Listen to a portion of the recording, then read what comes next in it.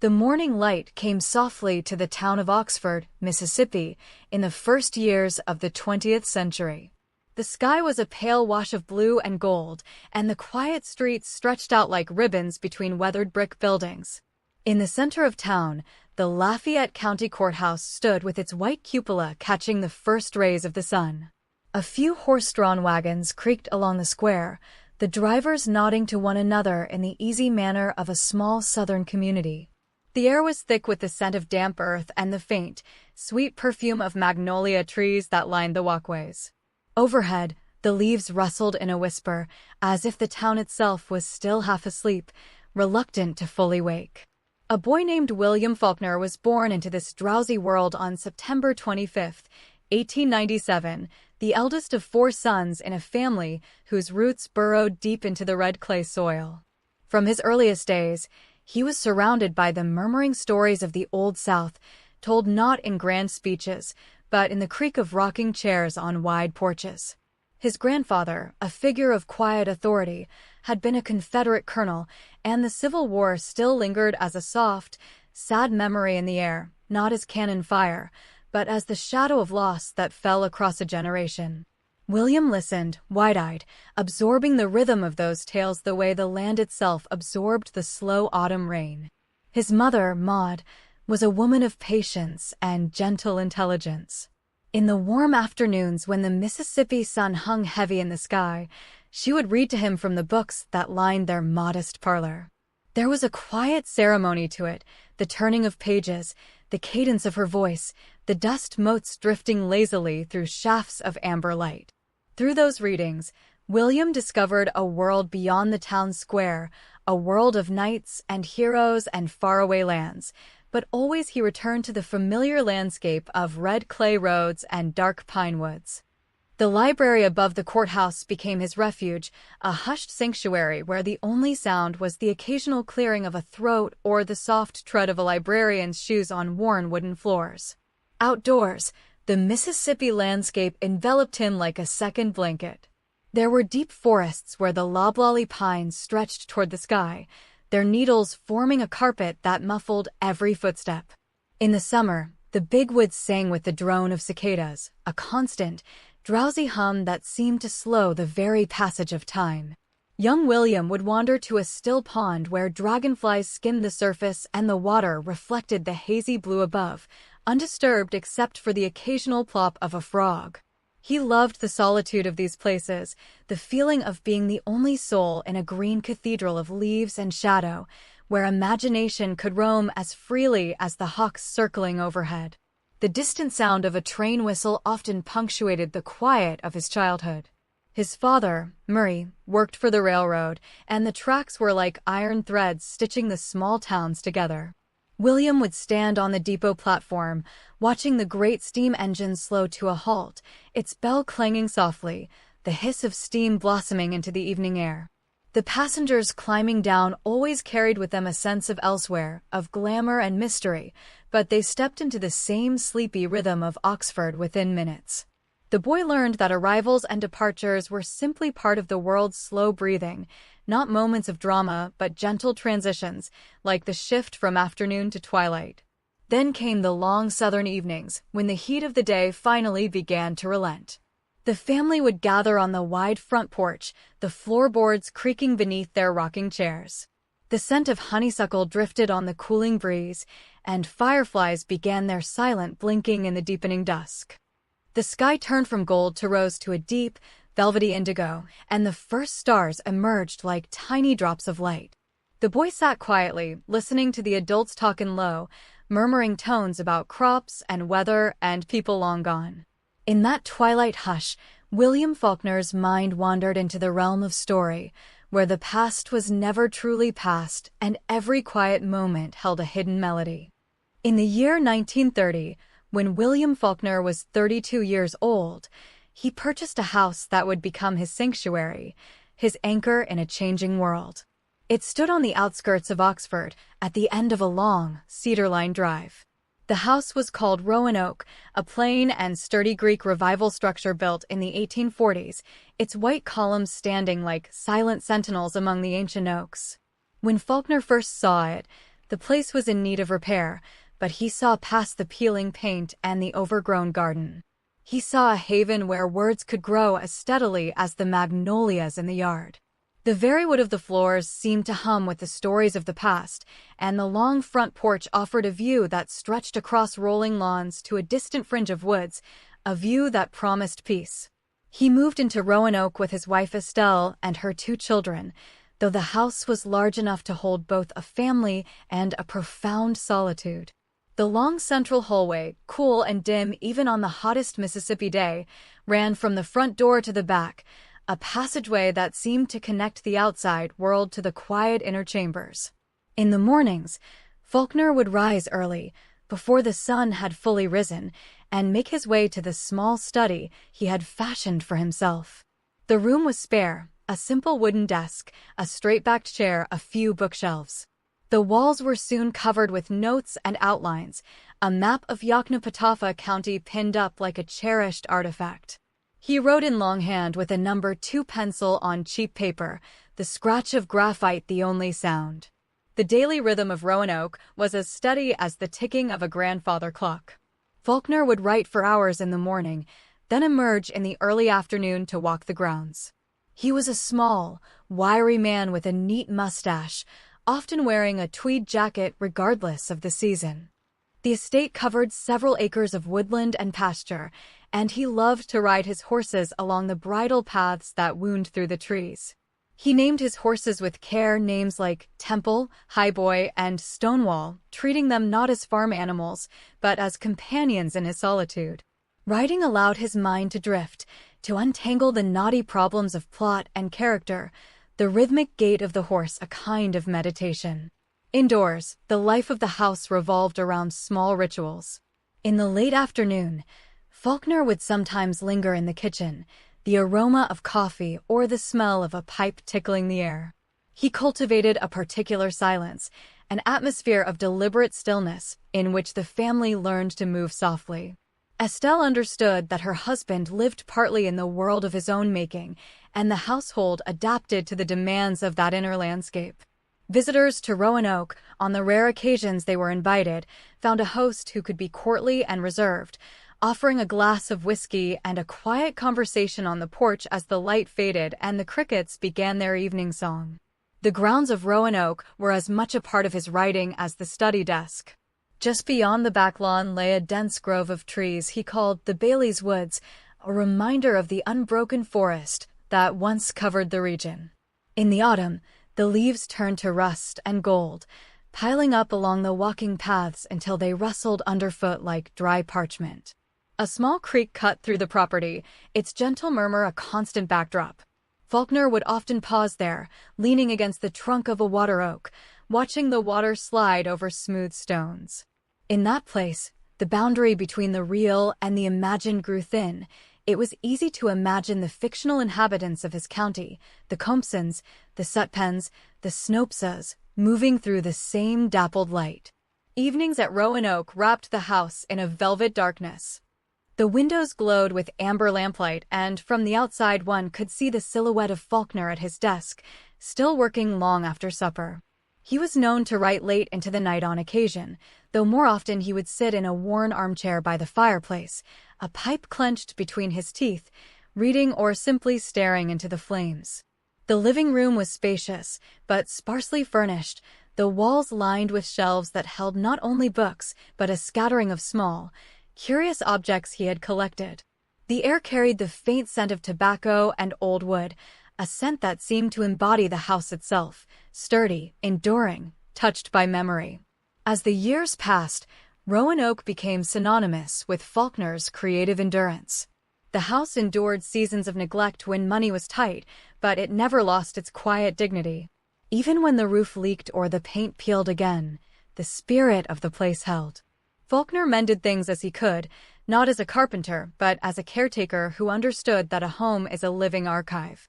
The cedars lining the drive grew taller, casting longer shadows, and the climbing roses he planted near the kitchen porch bloomed in soft pinks and whites each spring.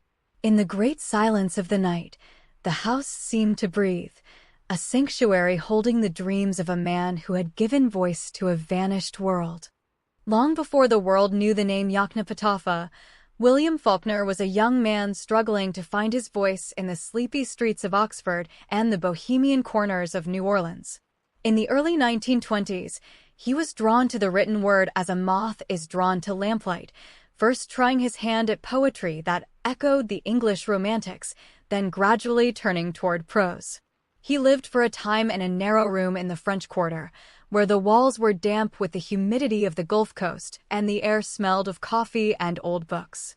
There, surrounded by artists and writers who called themselves the Double Dealer Group, he began to understand that the truest material lay not in far-off places, but in the soil beneath his feet. The stories he had heard since boyhood of Confederate veterans, stubborn farmers, and families bound by blood and burden, those were the stones from which he would build his cathedral. Faulkner returned to Oxford in the mid-1920s and settled into a kind of intentional ordinariness. He held various jobs. He was a postmaster at the university post office for a time, a position for which he was famously unsuited, as he spent more time reading than sorting mail. Later he worked as a night watchman, walking through the quiet, lamplit buildings while the town slept. Those solitary night hours were a gift. They allowed him to wander mentally through the landscape of his imagination while his footsteps echoed on empty hallways. The moon would rise over the red brick campus, and the world would be reduced to the steady rhythm of his own breath and the rustle of an occasional owl. In that stillness, the idea of a fictional county began to take shape, a place that could contain all the grace and tragedy of the South without being bound by literal geography. He set down the first map of Yoknapatawpha County on a sheet of drawing paper, marking its boundaries with a meticulous hand.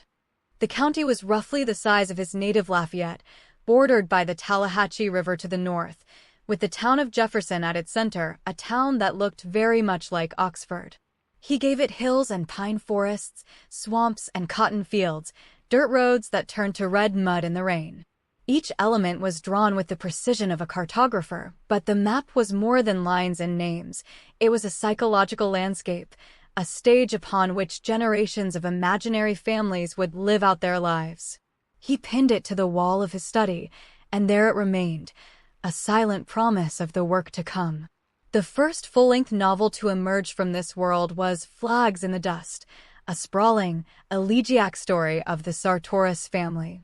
He wrote it in an upstairs room of a house on University Avenue, the windows thrown open to catch whatever breeze might stir the sycamore leaves. The writing was slow and painstaking. He would sit for hours, a pencil in hand, the paper growing smudged with graphite and sweat. The story poured out in long, liquid sentences that mirrored the humid pace of Southern speech. When it was finally published in an abridged form as Sartoris, it felt to Faulkner like a necessary bloodletting, an exorcism of the ghosts of the Old South. The book did not sell well, but it taught him that his true subject was not the grand events of history, but the small, unspoken moments that shaped a human heart. During these years, his daily life was modest to the point of austerity. He ate simple meals, grits, biscuits, greens, and wore the same patched jacket until the elbows shone. His only indulgence was tobacco and an occasional glass of illicit corn whiskey, which he sipped slowly while sitting on the boarding house porch. Evenings were spent in the company of fellow townspeople at the barber shop or the corner drugstore, places where the talk ran to weather and baseball and the little comedies of small-town existence. Faulkner was a listener more than a talker, a quiet presence with a distracted gaze who might suddenly smile at the absurdity of a human situation. Those ordinary exchanges, so full of unspoken meaning, seeped into his fiction, lending his characters the authentic cadence of real people. The creation of Yoknapatawpha was not an act of escape, but of deep diving. He was inventing a microcosm that would house the entire range of human experience, pride, envy, love, loss, within its fictional borders. With each successive novel, the county grew richer, its history thickening like the rings of an ancient tree. He populated it with the Compsons, the Sutpens, the McCaslins, the Snopes, lineages that intertwined across generations. The landscape itself became a character, the slow brown rivers, the dust-laden light of August, the fields that shimmered under a sky heavy with heat. And through it all, the map on the wall watched over him, a silent collaborator in the long, patient labor of building a world from memory and imagination. It began with an image that haunted him, the kind of image a writer cannot shake until it has been set down in words. He saw a young girl in a tree, looking through a window at her grandmother's funeral, her muddy drawers showing. That mental picture contained all the elements of curiosity, innocence, and the inevitable staining of experience. Around that single image, William Faulkner began to build the novel he would later call his finest failure, The Sound and the Fury. The title came from Shakespeare's Macbeth, a line about life being a tale told by an idiot, full of sound and fury, signifying nothing, but Faulkner intended to wring every possible meaning from that despair. He wrote the book in the summer and autumn of 1928, in a state of almost trance-like focus, shutting out the world beyond to study. The writing process was unlike anything he had attempted before. He decided to tell the story 4 times over, each section filtered through the consciousness of a different narrator. First the man-child Benji, then the doomed intellectual Quentin, then the embittered Jason. And finally a third-person section centered on the family's black servant, Diley. To enter Benji's mind, Faulkner had to learn to abandon linear time, to let past and present collide and mingle without warning. He would sit at his desk, a single lamp burning, and let the words spill out in an unfiltered stream, the sentences flowing like the currents of a river that had no banks. Italics signaled time shifts, and the prose became a mosaic of sensation, memory, and pain. It was the purest form of consciousness writing he would ever achieve, and it exhausted him like a physical labor. The quiet room in which he wrote became an extension of the novel's own atmosphere.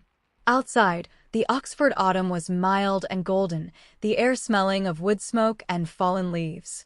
Inside, the walls seemed to press inward, concentrating his attention on the page. He wrote in a frenzy of concentration, sometimes for 10 hours at a stretch, the only break being the refilling of his pipe or the whisper of the house settling around him. The scratch of the pencil, the rustle of paper, these were the only sounds in that cocoon of creation. His characters became more real to him than the people he passed on the street. He heard their voices, saw the way light fell across their faces, felt the texture of their sorrows. The Compson family disintegrated on the page, and he watched it happen with a mixture of sadness and a craftsman's detachment. The novel was not easy. When he finished the manuscript in October, Faulkner sent it to his publisher with a sense of both relief and trepidation. He knew it was a book that made no concessions to the reader, a book that demanded patience and a willingness to surrender to its strange rhythms. The first edition, published in 1929, appeared in a plain dust jacket, and initial sales were almost non-existent. Faulkner was not surprised. He had written it for himself, as an act of artistic necessity. The money from his previous novels had dried up, and he supported himself with odd jobs, but he did not regret the time spent. In the quiet hours after the book's release, he would walk the lanes around Rowan Oak, watching the stars emerge one by one, and feel a quiet, private pride in what he had made, even if the world was not yet ready for it. In the years that followed, The Sound and the Fury slowly began to find its audience. Scholars and critics in small literary magazines puzzled over its technique, hailing it as a landmark of modernist fiction. Faulkner, for his part, remained indifferent to reputation.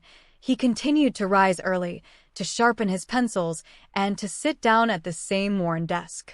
He often said that all his books were chapters in the larger story of the human heart, and this one, for all its darkness, was also a testament to endurance. Diley, the Compson's cook, emerges in the final section as a figure of quiet steadfastness, her simple faith a counterpoint to the family's collapse. In the novel's closing pages, dawn breaks over Jefferson, and the light falls gently on the old house, suggesting that even in ruin, something survives, a fragile, stubborn pulse of life. So The Sound and the Fury became a quiet landmark, its influence spreading like ripples on a still pond. It taught a generation of writers that the structure of a story could mirror the shape of memory itself, that a sentence could bend and twist to capture the glint of a broken thought. For Faulkner, the book remained a kind of private grail, a standard against which he measured all his later work. But he rarely spoke of it with pride in public. He simply carried it with him, the way a gardener carries the memory of a particular, difficult season. And every so often, in the deep silence of a Mississippi night, he would take the old manuscript pages from a drawer and read a few lines, remembering the fever of their creation, and then lay them back to rest, yellowed leaves among yellowed leaves. By the early 1930s, the wolf of financial necessity was never far from the door. Faulkner's books were admired by a small circle of readers, but they did not sell enough to keep the leaky roof of Rowan Oak repaired. Reluctantly, in 1932, he signed a contract with Metro-Goldwyn-Mayer and traveled west to Hollywood, a place that seemed to him as alien as a lunar landscape. The train carried him away from the soft green of Mississippi and into the dry, brown hills of Southern California, where palm trees stood against a blinding sky. He arrived at the studio gates with a battered suitcase and a heavy heart, feeling like a misplaced farmer in a city of talkers. The work was to write screenplays, a craft he neither understood nor respected. He called it a mechanical process and did it for the paycheck. His daily routine in Hollywood was a study in dislocation. The studio assigned him an office in a long bungalow, a small, white-walled room with a desk, a typewriter, and a window that looked out onto the baked pavement of the lot. He was expected to report at 9 in the morning, an hour he found absurd for a man accustomed to rising with the sun. Often, he would arrive early anyway, simply to have the quiet hours before the studio came to life. He would sit at his desk, stare at the blank page, and then instead of writing dialogue for a godlike voice to speak, he would write letters home to Estelle, describing the strange, artificial world around him. The letters were full of longing for the smell of pine forests and the sound of rain on a tin roof. Unable to produce anything of use in the stifling office, Faulkner devised a small rebellion. He asked permission to work at home, claiming he could think better there. The studio executives, bemused by the quiet, formal little man from Mississippi, agreed. So he retreated to a rented room in a boarding house near the Hollywood Hills, or sometimes to a hotel with a view of the brown, rolling land. There he would spend his mornings writing his own stories, his true work, while his contracted script pages languished. In the afternoons, when the heat lay on the city like a heavy hand, he would walk for miles through the canyons, following narrow trails where the dust rose in small puffs around his shoes. The landscape was beautiful in its arid way, with sagebrush and yucca, and a silence that was very different from the damp, humming quiet of Mississippi. During these walks, Faulkner found a measure of peace.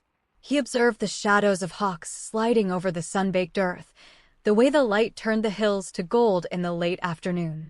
The dry wind carried the scent of eucalyptus and chaparral, scents that would never quite feel like home, but which became part of his internal landscape. Sometimes he would walk as far as the ocean, standing on the Santa Monica bluffs and watching the vast Pacific stretch into haze. The sheer scale of it humbled him, reminding him that the world was full of stories waiting to be told. Yet even at the edge of the continent, his mind kept circling back to the green, enclosed world of Yoknapatawpha, where the rivers were slow and brown and the past was never farther than the next hill. The studio work, when he finally attended to it, was done with a kind of professional detachment. He contributed to several films, most notably To Have and Have Not and The Big Sleep, adaptations of Hemingway and Chandler that benefited from his ear for sharp dialogue. He would type up scenes, hand them over, and think no more of them. The money came in irregular spurts, and each check bought him another few months at home. He saw his Hollywood years as a necessary exile, a period of wandering in the desert before returning to his true home. The other screenwriters and directors, many of them fellow Southerners in exile, offered a quiet camaraderie, but Faulkner remained essentially solitary, a man who would rather listen to the wind than the chatter of a commissary. After several such stints throughout the 1930s and 1940s, Faulkner's relationship with Hollywood settled into a predictable rhythm. He would go west when money ran low, fulfill a contract, and then take the first train back to Oxford, carrying his earnings like a miner returning from the goldfields. The journey itself became a ritual of transition, the slow crossing of the desert, the gradual return of greenery, the feeling of the air growing heavier with humidity. As the train pulled into the familiar station at Oxford, he would see the courthouse clock tower rising against the sky, and a deep sense of relief would wash over him. He would gather his bag, step onto the platform, and walk the quiet streets back to Rowan Oak, where the cedars leaned in to welcome him home. And the very next morning, he would be at his desk, the number 2 pencil in hand, writing once more of the people and the land he had never truly left. The years after the Second World War brought a slow, unexpected change to William Faulkner's life. The world, which had largely ignored his work for 2 decades, began to take notice. His novels were reissued, his reputation grew, and in November of 1950, a hurried telephone call came to Rowan Oak with news that he had been awarded the Nobel Prize in Literature. Faulkner took the call in the kitchen, standing near the wooden counter where he had just poured a cup of coffee. The voice on the other end crackled with excitement, but his own response was calm, almost wary. He had never sought fame. He had only wanted to write. He told the caller he could not travel to Stockholm. He was a farmer now, he said, not a man of ceremonies, but gentle pressure from friends and from the State Department eventually persuaded him. And so, a few weeks later, the quiet man of Oxford found himself on a transatlantic flight, heading into a winter world of formal dinners and speeches. The Nobel ceremony of December 10, 1950, took place in the Stockholm Concert Hall, a vast, elegant space filled with shimmering chandeliers and rows of dignitaries. Faulkner, dressed in a formal suit that looked slightly uncomfortable on his rural frame, stood before the assembly and delivered a speech that would become one of the most famous utterances in literary history. His voice was soft and accented, difficult for many to catch, but the words were clear and luminous. He spoke of the human heart in conflict with itself, of the old verities of love and honor and pity and pride and compassion and sacrifice. He declared that man would not merely endure, he would prevail. The hall was silent for a moment after he finished, and then the applause rose like a tide. But Faulkner seemed already to be someplace else, looking beyond the bright lights to the quiet fields of home. Once returned to Mississippi, he slipped back into his old ways with visible relief. The prize money allowed him to pay off debts and make long-needed repairs to Rowan Oak, but it did not change the shape of his days. He continued to rise early, to putter in the garden before the sun grew too heavy, and to spend his mornings at the writing desk. The garden became his other sanctuary, a world of ordered rows and gentle tasks. He tended camellias and roses and rows of vegetables, his hands in the dark earth, the scent of soil and time around him. Gardening was, for Faulkner, a kind of writing without words, a way of shaping life from the raw material of the ground. Visitors would find him in an old straw hat, pruning or weeding, and he would straighten up and offer a quiet greeting, as if interrupted from a prayer. In the 1950s, Rowan Oak welcomed a steady trickle of curious pilgrims, students, journalists, young writers who wanted to pay homage to the master. Faulkner received them courteously but without ceremony. He might invite them to sit on the porch and share a glass of tea, but he rarely gave interviews in the formal sense. Instead, he would talk about the weather, about the health of his horses, about the proper way to plant a squash vine. If the conversation turned to his books, he would deflect with a dry wit, calling himself a failed poet who had made good as a farmer. Yet in the gentle light of late afternoon, as the shadows lengthened across the lawn, a visitor might catch a glimpse of the deep stillness at the center of the man, a stillness that had sheltered decades of intense, solitary creation. His final years were a quiet twilight. He divided his time between Oxford and the University of Virginia, where he served as a writer-in-residence, giving occasional lectures in a classroom filled with bright-eyed students. He walked the campus slowly, a small, dignified figure in a hat and overcoat, answering questions in a voice that had grown even softer with age. When he was home, he continued to ride his horses, though more slowly now, and to sit in the evenings on the porch as the fireflies came out. The old map of Yoknapatawpha still hung in his study, its edges curled and yellowed, but it no longer demanded anything of him. He had filled its borders with all the life he could give. Now it was time to let it rest. On a hot July morning in 1962, William Faulkner died of a heart attack at the age of 64 in a hospital in Byhalia, Mississippi. The funeral was held at St. Peter's Cemetery in Oxford, a gentle place of rolling green slopes and old cedar trees. The rain fell softly that day, a warm, steady drizzle that seemed to wash the earth clean. A small crowd gathered, family and friends and townspeople who had known him not as a literary giant, but as Count No Count, the odd, polite man who wore tweed in July. They laid him to rest beneath a simple stone, and the rain fell on the fresh earth with a quiet, rhythmic sound, as if the land itself were breathing a last, peaceful sigh for its most faithful chronicler.